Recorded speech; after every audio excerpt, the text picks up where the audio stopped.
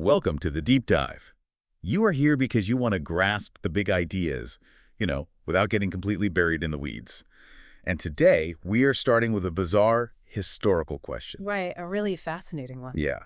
Can a simple change in paperwork save thousands of human lives? Like in the 18th century, British convict ships sailing to Australia had this horrifying 12% mortality rate. People were just dying in droves. Oh, it was a completely brutal reality. Totally. And the government fixed it practically overnight.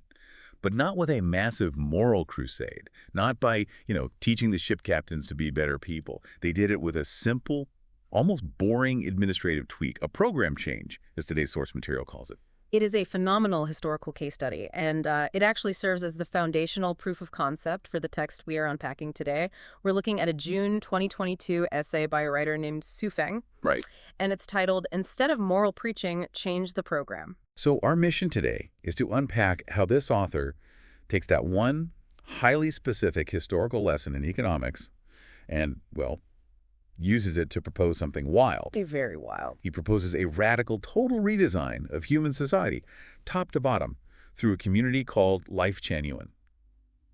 Now, just to ground us before we dive in, today's text explores some incredibly intense utopian and spiritual frameworks. Yeah, it really does. It proposes entirely new ways of living, new social structures, and highly specific spiritual leadership. We're not here to promote, debunk, or validate this specific community.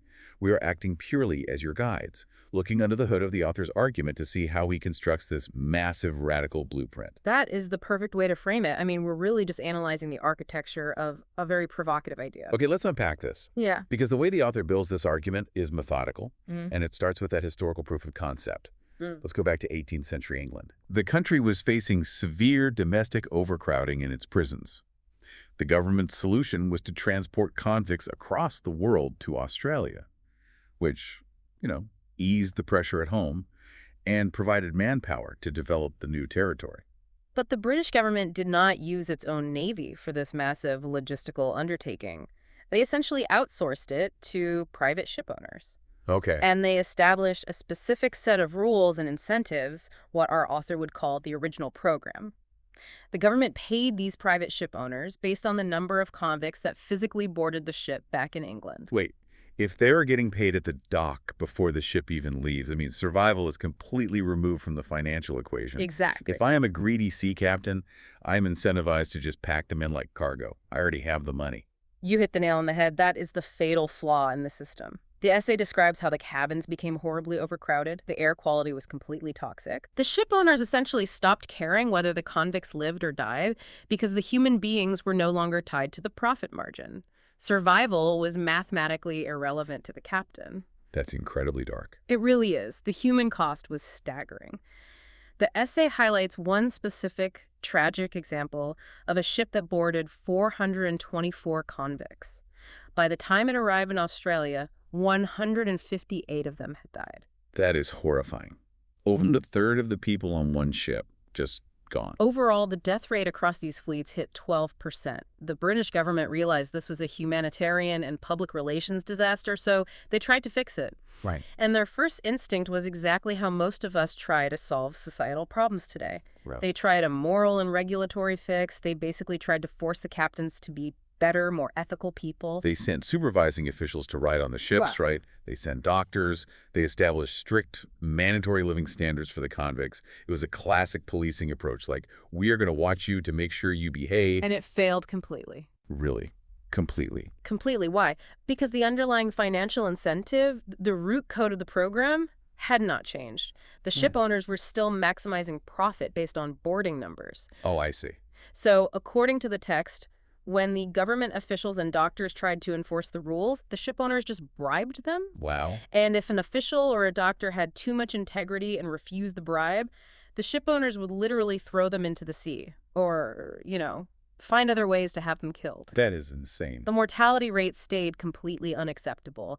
You just cannot regulate your way out of a fundamentally broken incentive structure. Which brings us to the successful program change.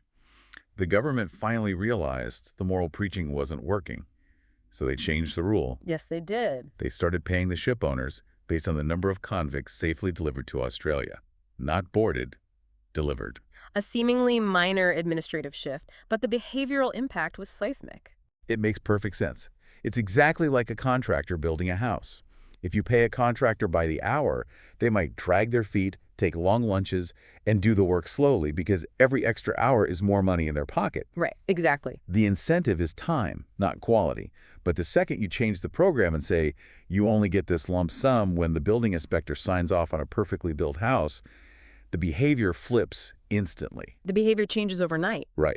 Suddenly, they are efficient, they are double-checking their own work, they're making sure the materials are solid, the goal of the worker perfectly aligns with the goal of the person paying them. What's fascinating here is how the author uses this historical mechanism to distill a core philosophy about human nature. He's arguing that human behavior in broken systems is not fixed by moral preaching. You can't just talk them into being good. No, you cannot lecture a greedy shift captain into caring about human life if the system rewards him for apathy. You fix the behavior by realigning the underlying incentives. Once the program changed, the essay notes that the shipowners suddenly became fiercely protective of the convicts. Wow, an instant flip. They voluntarily improved the diets, they cleaned the living conditions, they actively sought out doctors to treat the sick. The mortality rate plummeted from 12% to 1%. From 12% to 1%, What? just by changing when the check gets cut. Yeah. That is a brilliant empirical historical example. It's very compelling. But the author views human morality almost like an outdated operating system. We keep trying to install antivirus software like government regulations or ethical lectures, but he is arguing the root code itself is corrupted, and we need a completely new OS. That's a great way to put it. And if changing the program works for shipping routes, he argues we have to apply it to our most intimate, persistently painful human relationships. Yes. The author tackles the concept of filial piety, the deeply ingrained moral expectation, particularly in Eastern cultures, that children must dutifully care for their aging parents. Okay. He argues that this is the ultimate example of moral preaching failing over a timeline of thousands of years. He actually quotes a saying in the text to back this up, right? Something like, despite loving parents having been around since ancient times, who have seen filial children. Yes, that's the quote. He's pointing out that we've been telling kids to be perfectly devoted to their parents for millennia, and yet elderly people still suffer from neglect, loneliness, and poverty. And he systematically dismisses all the modern patches we've created to try and fix this legacy code. The essay lists things like using real estate for retirement, pensions, group retirement communities, hotels, and nursing homes. Basically all our current solutions. Right. The author argues that none of these alleviate the profound suffering of the elderly, especially those without financial means. The current systems are fundamentally broken because they rely on individual wealth or the unreliable moral duty of stressed-out children. So his solution is a completely new operating system. He calls it the Second Home Life Mode program, created by the Lifechanyuan community. Right. But what does that actually look like in practice? Like, how does it solve the problem? The mechanics of the second home rely on completely severing the financial and labor obligations between parents and children. Severing them completely. Completely. In this community structure, resources are communal. The text claims that regardless of whether an elderly person has money, or even whether they have children at all, they will live out their later years happily. Wow. The community system itself provides the care, the housing, and the support. It entirely removes the burden from the individual family unit. Which naturally leads him to target the family unit itself. From elderly care, he moves directly to the institution of marriage. And he claims that for thousands of years, almost no one has been able to handle marital relationships well. Yeah, he doesn't hold back there. Not at all. He says the pain and trouble caused by marriage are too numerous to list. Applying his core philosophy, if the system of marriage consistently produces pain, jealousy, and conflict, despite endless moral advice on how to be a good spouse, well, the solution isn't marriage counseling. Right. The solution is to change the program. And his program change is to abolish marital relationships entirely. The second home mode, according to the text, simply has no marriage. No marriage equals no relationship troubles. It's very absolute. All the worries and pains just evaporate because the system that caused them is gone. But wait, I have to push back here on behalf of anyone listening. Sure, jump in.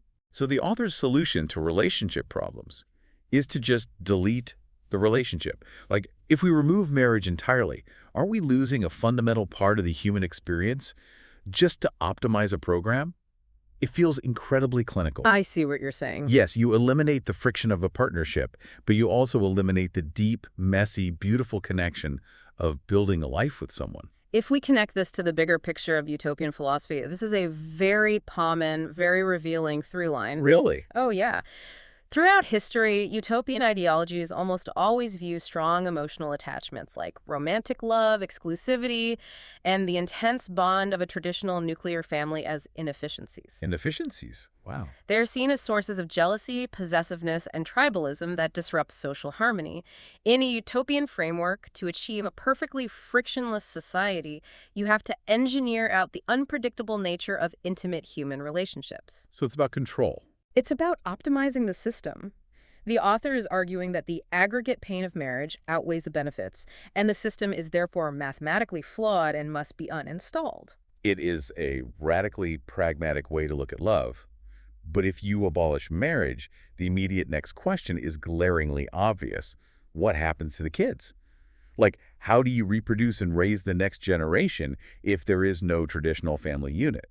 The author is ready for that question, and he applies the exact same logic. He argues that the vast majority of parents simply have flawed perspectives. Ouch. Yeah. He says they possess incomplete values and flawed worldviews. When they try to raise kids, they just pass all those flaws down to the next generation, causing endless setbacks and societal confusion.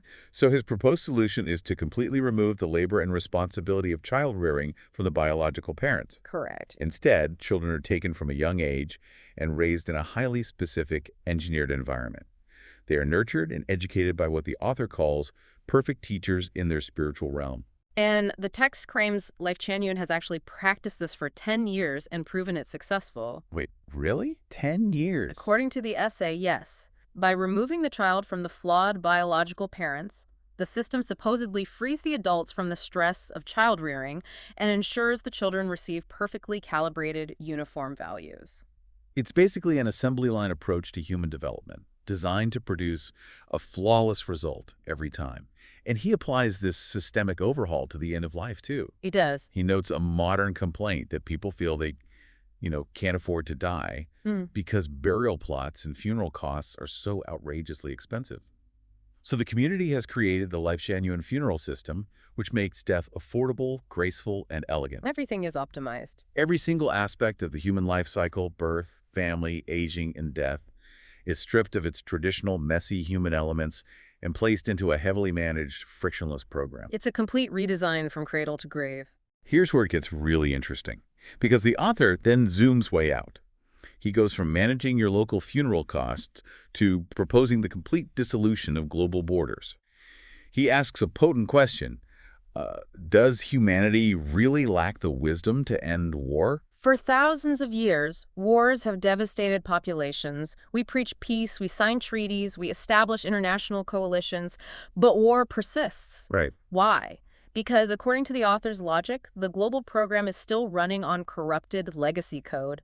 The very existence of separate nations creates friction, and friction creates war. So his final program change is the most massive one yet. Global unification, the total disappearance of nations. Free global movement. A borderless world. He writes this phrase, "You are in me, I am in you." He argues that if there are no borders and everyone moves freely as one global community, who is there to fight?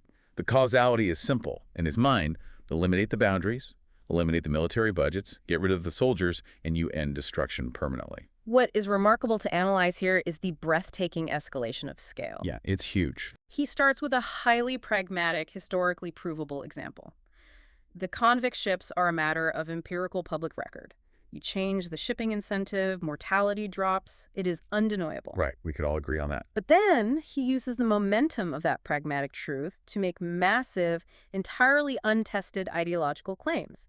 He leaps from, we can optimize shipping routes with financial incentives to we can dissolve all nation states and achieve permanent global peace simply by restructuring the program. It really is a massive leap. It's like saying, I figured out how to fix the leaky faucet in my kitchen. Therefore, I now have the blueprints to perfectly re-engineer the entire global water cycle. That's a very accurate analogy. It takes the logic of a micro solution and stretches it over the macro problems of human existence. Which brings us to the author's ultimate, grandest claims about what happens when this entire program is implemented globally. Yes, the essay moves toward its conclusion by making some incredibly sweeping Sweeping promises. is the word for it. The author asserts that changing these production and life mode programs, abandoning the ways humanity has lived for millennia, will easily solve an astonishing array of problems. He lists them out. He says this program change will solve floods, droughts, epidemics, social unrest, corruption, and wealth disparity. He even claims it will bring favorable weather and ensure freedom, joy, and well-being for absolutely everyone. Now, you might be wondering how an administrative program change stops a drought or brings favorable weather. Yeah, that's where I get a bit lost. We have to understand the internal logic of the ideology here. In many traditional, spiritual, and utopian philosophies, which this text heavily leans on, there is a belief that human systemic harmony is directly linked to natural and cosmic harmony. Oh, interesting. If humanity stops resisting the natural order, stops fighting, and aligns perfectly into a unified system, the Earth itself responds positively. The social program and the environmental program are viewed as one and the same. That makes the leap make a bit more sense within the context of his worldview. It is not just an economic theory anymore. It shifts into a supernatural ideology. Which brings us to the ultimate leadership claim in the text. To enact a global spiritual program change of this magnitude, the essay points to a singular figure. The author states that, looking across all historical and current figures, only the deiform Buddha of Lifechanyuan can lead humanity into this desired era of peace and happiness. The text even specifically name-drops another spiritual concept to prove this point. Yes, it does. It notes that even if the ZV saint, which is a prophetic figure in certain Chinese traditions, expected to bring global salvation, even if that saint were to descend, he could not surpass the deiform Buddha. This raises an important question about the underlying architecture of the essay's argument, and it reveals a profound truth about utopian frameworks in general. Think about what the author has systematically removed throughout this essay.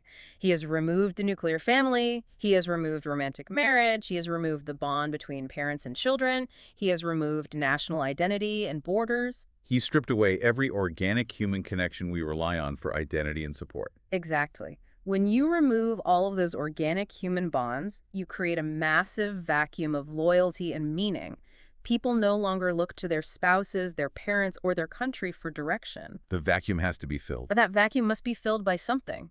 And historically, in utopian ideologies, it is always filled by a totally unified system overseen by a supreme, unquestionable leader. It all funnels to the top. Right. The argument shifts from rational systemic logic, like the convict ships, to an ultimate reliance on a single ideological figure. The system is pitched as mathematically perfect, but only the deiform Buddha possesses the key to run the program. So what does this all mean? We started with a corrupt 18th century sea captain trying to make a quick buck, and we ended up at the abolition of the nation-state, the end of traditional families, and a singular spiritual leader promising to fix the weather. It is a masterful example of how a writer can take a universally accepted premise that bad incentives cause bad behavior and use it as a Trojan horse to introduce highly radical, sweeping societal blueprints. Sweffing's essay fundamentally argues that we waste our time and our breath demanding that people be good. Morality lectures just don't work. They never have. Right. Instead, we should focus all our energy on building systems where being good is just the default, unavoidable outcome, where the easiest, most profitable thing to do is also the right thing to do. But as we've seen, the essay takes this concept to its absolute, most extreme conclusion. It treats humanity as an equation that can be perfectly balanced, but only if we are willing to delete the variables of personal attachment, romantic love, and independent national identity. Which leaves us with a lot to think about. Because the convict ship example really does prove that humans respond profoundly, sometimes immediately, to the systems they are placed in. Think about your own life, your own workplace, or your own family dynamics. How much of your stress comes from an expectation of how things should be versus how the system is actually incentivizing people to act? That's a great question to ask. The author's core logic is incredibly sound. But when it comes to scaling that logic to our deepest relationships, where do we draw the line? The convict ships teach us we can engineer better behavior. But at what point does fixing the program actually mean deleting the very things that make us human? If a society completely free of friction requires us to give up the messiness of loving our own children, choosing our own partners and forging our own independent paths, is that a perfect society or just a perfectly functioning machine? That's something everyone has to answer for themselves. Thank you so much for joining us on this deep dive. We know your time is valuable, and we love getting to explore these massive, challenging ideas with you. We'll be back next time to unpack another fascinating piece of the puzzle. Until then, keep questioning the program.